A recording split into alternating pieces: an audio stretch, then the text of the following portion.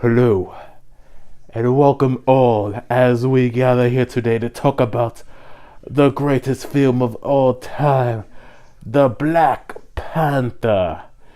It was robbed of the Academy Award. It should have won.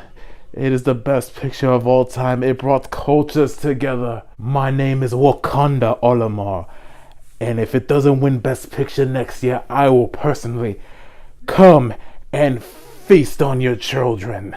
Vote for Black Panther at your Academy Awards. Who the hell are you? Don't worry about me, Lupin. This doesn't concern you. I will review this movie. I am the only one fit because I used to be a king back in Africa. Okay, whatever. Get out of here, you weirdo.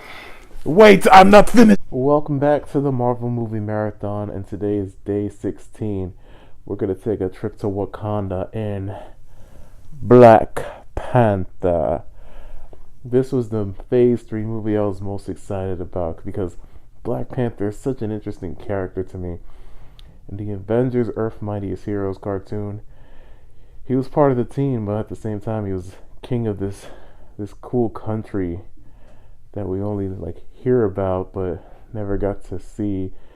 And on top of that, he's aiding Earth's mightiest heroes, and those are two very tough jobs to juggle.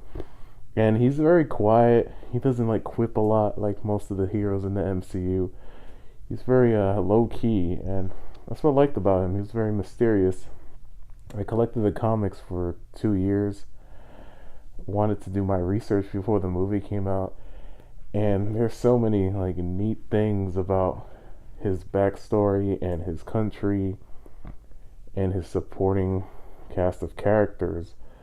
I wanted to see what they were going to adapt for this movie, and he made a huge splash in Civil War, so I was excited, and this movie did not disappoint. In the film, it takes place after Civil War.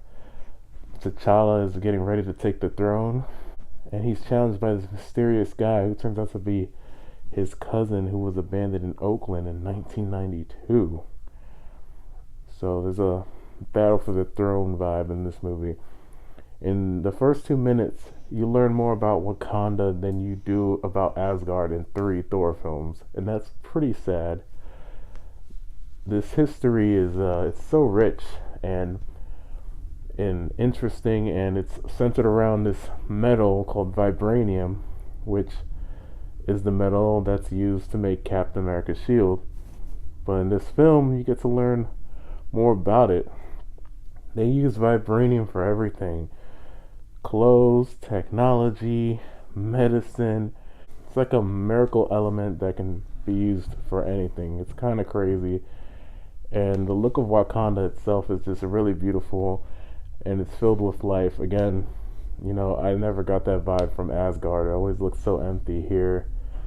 They show markets and people, selling goods, and you see where the vibranium comes from. They use these sonic powered trains, and it's great. And there's beautiful scenes in the ancestral plane, which gave me major Lion King vibes, and all those scenes were beautiful. And that's where T'Challa sees his father, and he says he's sorry for what happened, and it's a great scene because he just wants to make his father proud. He wants to be a good king. Again, T'Challa is not like the other heroes in the MCU. He's very stoic and straightforward, but the people around him and his country are what elevate his character and make him more interesting. His bodyguards are this group of badass women called the Dora Milaje, and they kick so much ass. When I saw this film, I turned to my friend and said, "Yo, this film has like dozens of Wonder Women in here. Every female in this movie is a badass, and we need more of that in the MCU." I love his sister Shuri. She makes all of Wakanda's gadgets and technology, and she gives T'Challa new gear for his missions. and she's just a delight. Every time she's on screen, the film instantly gets better. I want to see her get her own show on Disney Plus, so that would be sweet. And she also becomes Black Panther at some point in the comics, so who knows? It'd be interesting to see her take up the mantle in the future. But I love Shuri, and I want to see more of her. We also have Nakia, who's a spy and T'Challa's ex. She does a great job. She's played by Lupita Nyong'o, who's killing it in Us currently. And she's not really a love interest. She does her own thing. I mean, they do share a kiss at the end, but at the end of the day, she's an independent woman who don't need no man. We have some villains. Two great villains for the price of one. We have Ulysses Claw coming back from Age of Ultron with a new robot arm cannon, and he's a delight. He's like a villain straight out of a Saturday morning cartoon. He's loving being evil. He's always laughing and saying all these random things. Like, he has a mixtape. I want to know what his mixtape sounds like. And it leads to one of the best scenes in the movie, the car chase in Korea. Marvel knows how to do their car chases by now. All of them have been great, and this one's no exception. You see Shuri driving this car all the way from Wakanda, and T'Challa's on it, and he's doing all these crazy moves with his new suit, which can absorb energy and like release it, like a sonic wave, like poof. And it's great. And then you got the music. All the music in this film is fantastic. The score with the old school instruments are great. And you got the soundtrack produced by Kendrick Lamar, which brings you the fat beats. Besides Guardians, Marvel doesn't really put out soundtracks, but here in Black Panther, they went all out. They spared no expense. All the tracks are good.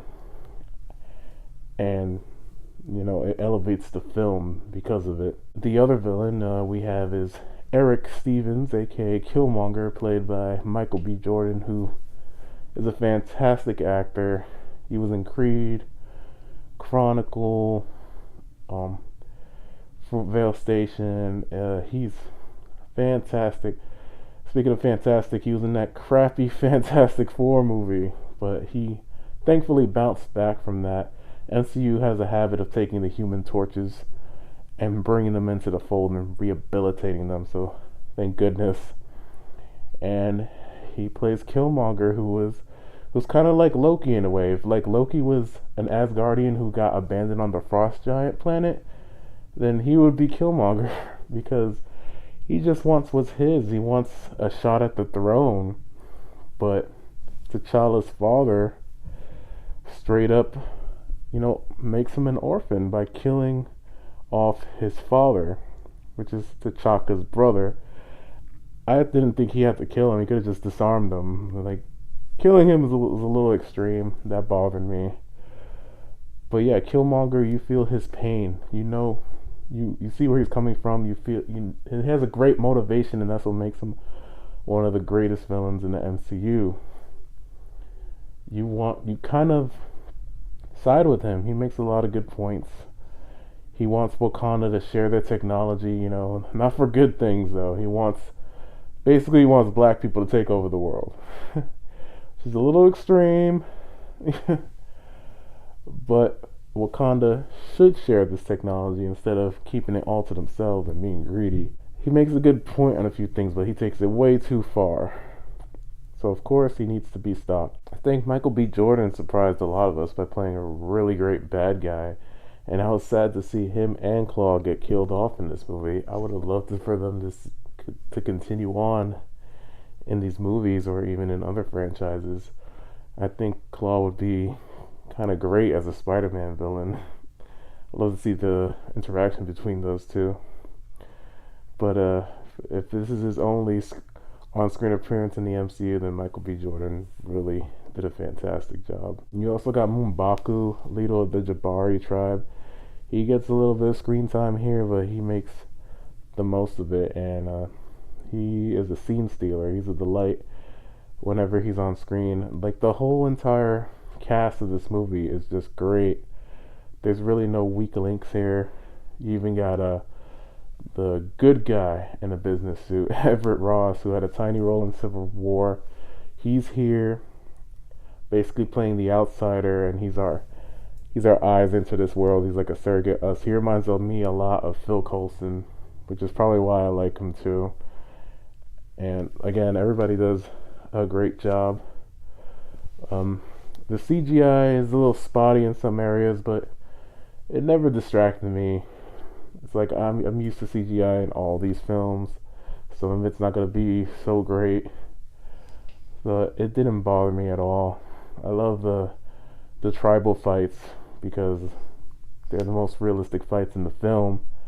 Like the Black Panther action is great, but you just feel like when he wears the suit, he's completely invincible, and there's like no stakes at all. That's why in the final fight between Black Panther and Killmonger, they're fighting on this train, but there's really no tension because they're in these vibranium suits. They could just do whatever they want. And I wish Killmonger's suit at least looked a little different because it's just two people in black suits just fighting each other. And that's kind of lame. I think they could have done a better finale. But the whole conflict of the movie is just a bit confusing to me. First of all, if Killmonger wanted to kill Claw to gain access to Wakanda, why didn't he do that sooner? Why did the whole Korea sequence happen? Unless he was waiting for Claw to take him to a plane. Maybe he needed a ride to Wakanda. It's unclear, why he just waited that long. And then when he gets to Wakanda, they let this outsider who knows nothing about their country, he's been there for a few hours, they give him a chance to fight for the throne, which I know you have your old traditions and stuff, but it's just kind of blows my mind. Like, why would you let a stranger, why would you give him a chance at the throne? It doesn't make any sense. I mean, he kicks T'Challa's ass, no doubt. He messes him up. But, I'm sure there's a lot of good fighters in Wakanda. Just because you can fight well doesn't mean you should be a king of the country. But yeah, he wins, and then the Dormilage, they blindly find this man who they know is insane. Which, that bothered me too. It's like, come on, guys. For an advanced civilization, it was some really poor decision making on their part. But those are just little nitpicks. I love this film. Is it best picture worthy? No. But I would throw it up there in the top 10 superhero films. For me, it was solid. I could not predict the huge cultural impact it had last year, and it made me happy. I wanted this film to do well. I was anticipating this film for over 3 years. I was kind of worried. I'm like, are people going to enjoy this? Like, is he going to connect with people? And he did. It was a huge moment in pop culture, and I'm happy for that because we don't have a lot of great black superheroes. We got Blade, which was like 20 years ago. Because the last black superhero movie I think we got was Catwoman, and you know how that turned out. Ugh. But yeah, seeing the success of this movie made me really happy. I don't think it's perfect at all, but it was a solid film. It's like a solid 8 out of 10 for me. It's a crowd pleaser, but it's also predictable. It's like, he didn't die. He fell off the waterfall. He's going to come back. Or M'Baku's going to bring his tribe at the last minute. If you do cliches well and make them entertaining, then I'll forgive you for that. But this film makes me want to see more of Wakanda, and I can't wait to see more of these characters in the future. I hope they come back from, what. So tomorrow we're going to go back to NYC and check in on our friendly neighborhood Spider-Man in Spider-Man Homecoming. Thank you for watching. Wakanda forever!